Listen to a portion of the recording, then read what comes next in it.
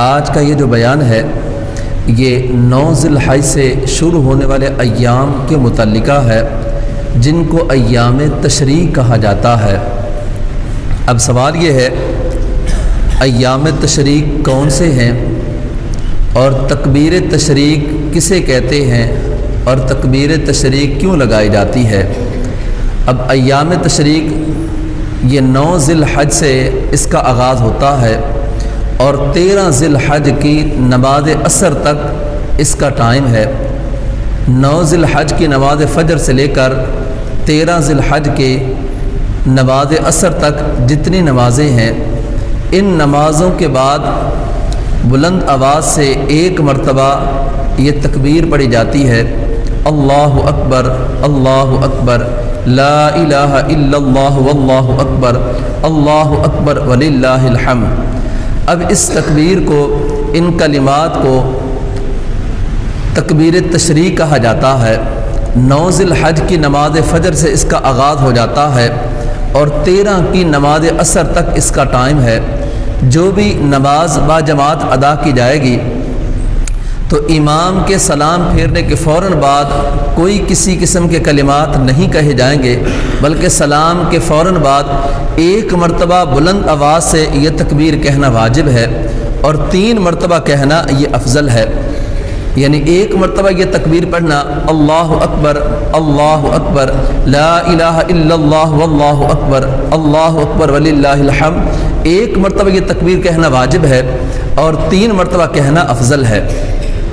اب یہ تکبیر تشریق کیوں لگائی جاتی ہے؟ یاد رہے ماہ ذی الحج کے اندر اس کی 10 ذی الحج کو قربانی کی سعادت حاصل کی جاتی ہے، تو یہ اللہ رب العزت کے پیارے محبوب علیہ الصلوۃ والسلام کے ایک عظیم سنت ہے اور جس کو واجب قرار دیا گیا ہے۔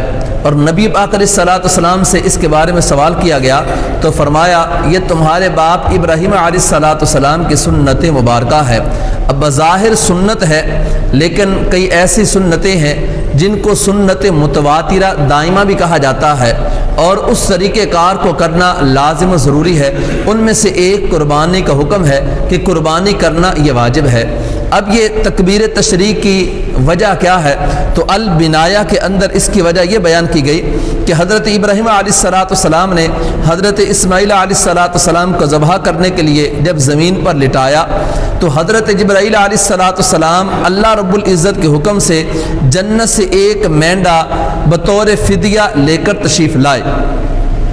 آپ نے جب یہ منظر ملاحظہ فرمایا کہ باپ نے بیٹے کو لٹا دیا اور لٹانے کے بعد اس کی حلق پر چھری چلانا چاہتے ہیں تو حضرت جبرائیل علیہ الصلوۃ والسلام نے جب اپنی آنکھوں سے منظر دیکھا کہ باپ بیٹے کی حلق پر چھری چلانے کے لیے تیار ہے تو آپ نے دور سے بآواز بلند یہ پڑھا اللہ اکبر۔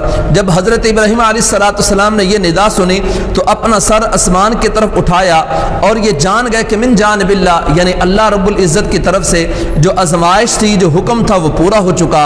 اور آپ نے پھر جب فدیوں کو دیکھا تو آپ نے اس کے جواب میں کہا لا الہ الا اللہ واللہ اکبر۔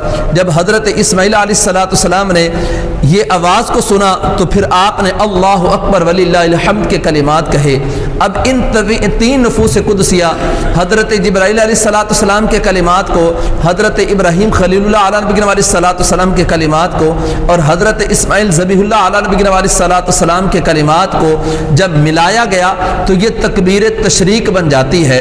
تو اب ان نفوس قدسیہ کی یاد میں جب جب یہ ایام آتے ہیں تو اس امت پر ان تکبیرات کا کہنا لازم و ضروری ہے کہ ان تکبیرات کو بآواز بلند کہنا یہ بندے پر لازم ہے۔